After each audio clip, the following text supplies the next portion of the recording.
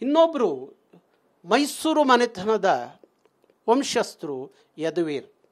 ಅವ್ರು ಹೇಳ್ತಾರೆ ಸಂಸ್ಕೃತ ಮತ್ತು ಇನ್ನು ಕೆಲವು ಭಾಷೆಗಳಿಂದ ಬಂದಂಥದ್ದು ಕನ್ನಡ ಅಂತೇಳಿ. ಯದುವೀರು ಅವರು ವಿದೇಶದಲ್ಲಿ ಹೊತ್ಕೊಂಡು ಬಂದಂಥ ಒಬ್ಬ ಇವತ್ತಿನ ರಾಜರು, ರಾಜ್ಯವಿಲ್ಲದ ರಾಜರು. ತಾವು ಒಂದಷ್ಟು ಕರ್ನಾಟಕದ ಇತಿಹಾಸವನ್ನು ತಿಳ್ಕೊಳ್ಳಿ. ನೀವು ರಾಜ್ಯ ಮನೆತನದಿಂದ ಬಂದಂಥವರು ಇವತ್ತು ರಾಜರು ಅಂತ ಹೇಳಿ ಪ್ರತಿ ವರ್ಷ ನೀವು ದಸರಾ ಸಂದರ್ಭದಲ್ಲಿ ನಿಮ್ಮ ಮನೆತನದ ಸಂಪ್ರದಾಯಗಳನ್ನು ಮಾಡ್ಕೊಂಬರುವಂಥವ್ರು. ನೀವು ಕನಿಷ್ಠ ನಿಮಗೆ ಕರ್ನಾಟಕದ ಇತಿಹಾಸ, ಭಾಷೆಯ ಇತಿಹಾಸ, ಇಲ್ಲಿಯ ಸಂಸ್ಕಾರ, ಇಲ್ಲಿಯ ಆಚಾರ ವಿಚಾರಗಳು ನಿಮಗೆ ಗೊತ್ತಿರಬೇಕು. ಅದು ತಿಳ್ಕೊಳ್ಳದಲೆ ಯಾವನೋ ಬಾಯಿ ಚಪ್ಪಲಕ್ಕೆ ಯಾವನೋ ಪಂಡಿತ, ಸಂಸ್ಕೃತದ ಪಂಡಿತ ಯಾವನೋ ಹೇಳ್ಬಿಟ್ಟ ಅಂತ ಹೇಳಿ ನೀವು ಕನ್ನಡ ಸಂಸ್ಕೃತದಿಂದ ಬಂದಿದ್ದು ಅಂತ ಹೇಳಿಕೆ ಹೇಳೋದು ಇದೆಯಲ್ಲ, ಮಾಧ್ಯಮಗಳ ಮುಂದೆ ಹೇಳಿಕೆ ಕೊಡೋದು ಇದೆಯಲ್ಲ, ಅದು ನಿಮ್ಮ ಮನೆತನಕ್ಕೆ ಒಳ್ಳೆಯದಲ್ಲ. ನಾಲ್ವಡಿ ಕೃಷ್ಣರಾಜ್ ಅಂತ ಒಡೆಯರು ಈ ನಾಡನ್ನು ದೊಡ್ಡ ಆಸ್ತಿ, ಅವರು ಈ ನಾಡಿಗೆ ದೊಡ್ಡ ಆಸ್ತಿಯನ್ನು ಕೊಟ್ಟೋಗಿದ್ದಾರೆ. ನಾಲ್ವಡಿ ಕೃಷ್ಣರಾಜ ಒಡೆಯರನ್ನು ಯಾವ ಕನ್ನಡಿಗನೂ ಯಾವತ್ತೂ ಮರೀಲಿಕ್ಕೆ ಸಾಧ್ಯ ಇಲ್ಲ. ಅಂಥ ಸಂಪತ್ ಭರಿತವಾದಂಥ ನಾಡನ್ನು ಕಟ್ಟಿ ಹೊರಟಿದ್ದಾರೆ. ಅಂಥವರ ಮನ್ನಂತರದ ಕುಡಿ ನೀವು ಭಾಷೆ ಮತ್ತು ಕರ್ನಾಟಕದ ಇತಿಹಾಸ ಸಂಸ್ಕೃತಿ ಬಗ್ಗೆ ತಿಳ್ಕೊಳ್ಳದೆ ಮಾತಾಡಬಾರ್ದು. ಕನ್ನಡ ತಮಿಳಿನಿಂದಲೂ ಬಂದಿದ್ದಲ್ಲ, ಕನ್ನಡ ಸಂಸ್ಕೃತದಿಂದಲೂ ಬಂದಿದ್ದಲ್ಲ, ಕನ್ನಡದ ನಾಡಿನ ಗರ್ಭದಿಂದಲೇ ಬಂದಿದ್ದು ಹೊರತು ಯಾವ ಭಾಷೆಯ ಗರ್ಭದಿಂದ ಬಂದಿದ್ದಲ್ಲ ಅನ್ನೋದನ್ನ ಮನವರಿಕೆ ಮಾಡಿಕೊಡ್ಬೇಕಾಗಿತ್ತು. ನಾನು ಅವರಿಗೆ ಮನವರಿಕೆ ಮಾಡಿಕೊಡ್ತಾ ಇದ್ದೀನಿ. ಆದ ತಪ್ಪುಗಳನ್ನ ಸರಿ ಮಾಡ್ಕೊಳ್ಳಿ ಅಂತ ಹೇಳ್ತೀನಿ. ಈಗ ಕಮಲ್ ಹಾಸನ್ ಹೇಳಿಕೆಯನ್ನ ಅವ್ರು ಯಾವ ಕಾರಣದಿಂದ ವಿರೋಧ ವ್ಯಕ್ತಪಡಿಸಿಲ್ಲ, ಎಲ್ಲೊಂದ್ ಕಡೆ ಓಲೈಕೆ ಮಾಡುವಂತ ಕೆಲಸವನ್ನ ಮಾಡ್ತಾ ಇದ್ದಾರೆ ಇವರಿಬ್ರು. ಬಹುಶಃ ಶಿವರಾಜ್ ಕುಮಾರ್ ಅವರಿಗೆ ತುಂಬ ಹಳೆಯ ಆತ್ಮೀಯತೆ ಇರ್ಬೋದು, ಅವರಿಗೆ ಅವರ ಕುಟುಂಬಕ್ಕೆ. ಅದು ಬೇರೆ, ಎಷ್ಟೇ ಬಂಧು ಆಗಿದ್ದರೂ ಆತ್ಮೀಯತೆ ಆಗಿದ್ದರೂ ನನ್ನ ಭಾಷೆ ವಿಚಾರ ಬಂದಾಗ ಅದೆಲ್ಲವೂ ಒಂದು ಕಡೆ ಇಟ್ಬಿಡಬೇಕು.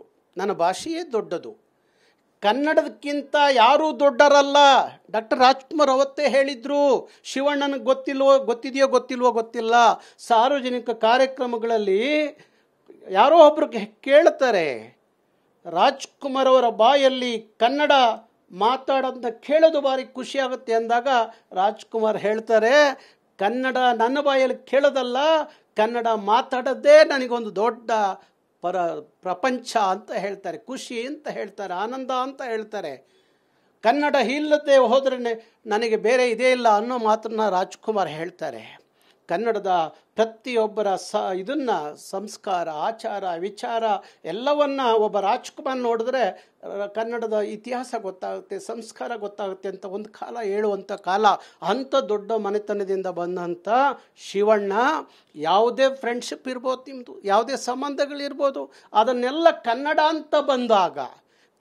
ಅಂತ ಬಂದಾಗ ಅದನ್ನೆಲ್ಲ ಧಿಕ್ಕರಿಸಿ ಕನ್ನಡದ ಪರವಾಗಿ ನಿಂತ್ಕೋಬೇಕು ಹೊರತು ಕಮಲ್ ಹಾಸನ್ ಪರವಾಗಿ ನಿಂತ್ಕೋಬಾರ್ದು.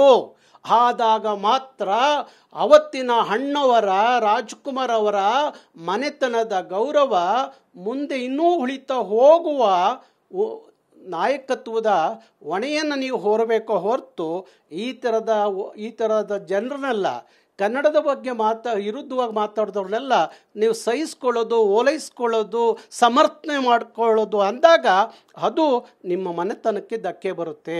ಆ ವಿಚಾರವನ್ನು ತಾವು ಯಾವತ್ತೂ ಮಾತಾಡದೆ ಆದ ತಪ್ಪಿಗೆ, ಕಮಲ್ ಹಾಸನ್ ಮಾಡಿದ ತಪ್ಪಿಗೆ ಕ್ಷಮೆ ಯೋಚಿಸಿ ಅಂತ ಹೇಳಿ ಅವ್ರಿಗೆ ನೇರವಾಗಿ ಹೇಳುವಂಥದ್ದು ಮಾಡಬೇಕಾದ ಕೆಲಸ ಇವತ್ತು ಶಿವಣ್ಣಂದು. ಈಗ ಈ ವಿಚಾರಕ್ಕೆ ಸಂಬಂಧಪಟ್ಟಂತೆ, ಕಮಲ್ ಹಾಸನ್ ಹೇಳಿಕೆ ಸಂಬಂಧಪಟ್ಟಂತೆ ನೀವೇನಾದರೂ ಪ್ರತಿಭಟನೆ ಮಾಡುವಂಥದ್ದು ಆ ಥರದ್ದೇನಾದ್ರು ವಿಚಾರ ಇದೆಯಾ ಈಗ? ಹೌದು, ಕಮಲ್ ಹಾಸನ್ ಕ್ಷಮೆ ಯೋಚಿಸದೆ ಹೋದರೆ 5ನೇ ತಾರೀಕು ಅವ್ರ ಸಿನಿಮಾ ಬಿಡುಗಡೆ ಆಗ್ತಾ ಇದೆ. ಆ ಬಿಡುಗಡೆ ಬೇರೆ ಕಡೆ ಆಗ್ಬೋದು, ಆದರೆ ಕರ್ನಾಟಕದ ನೆಲದಲ್ಲಿ ಬಿಡುಗಡೆ ಆಗಲಿಕ್ಕೆ ಕರ್ನಾಟಕ ರಕ್ಷಣಾ ವೇದಿಕೆ ಬಿಡಲ್ಲ, ಕನ್ನಡಿಗರು ಬಿಡಲ್ಲ. ಯಾಕೆಂದರೆ ಅವರ ತಪ್ಪಿನ ಹರಿವನ್ನು ತಿದ್ದುಕೊಂಡು ಕ್ಷಮೆ ಯೋಚಿಸಬೇಕಾದಂಥ ಕಮಲ್ ಹಾಸನ್ ಮತ್ತೆ ಸಮರ್ಥನೆ ಮಾಡ್ಕೊಳ್ಳೋದಿದೆಯಲ್ಲ, ಭಾರಿ ನಾನು ದೊಡ್ಡ ಮನುಷ್ಯ, ನನಗೆ ಜ್ಞಾನ ಇದೆ ಅಂತ ಅಜ್ಞಾನಿ ಥರ ಮಾತಾಡೋದಿದೆಯಲ್ಲ, ಜ್ಞಾನ ಇದೆ ಅಂತ ಅಜ್ಞಾನಿ ಥರ ಮಾತಾಡುವಂಥ ಕಮಲ್ ಹಾಸನ್ಗೆ ಒಂದಷ್ಟು ಪಾಠ ಹೇಳಬೇಕಲ್ಲ ಕನ್ನಡಿಗರು, ಕಲಿಸ್ಬೇಕಲ್ಲ ಬುದ್ಧಿ. ಅದಕ್ಕೆ ಯಾವುದೇ ಕಾರಣಕ್ಕೂ 5ನೇ ತಾರೀಕು ಅವ್ರ ಸಿನಿಮಾ ಬಿಡುಗಡೆ ಆಗೋಕ್ಕೆ ಬಿಡಲ್ಲ.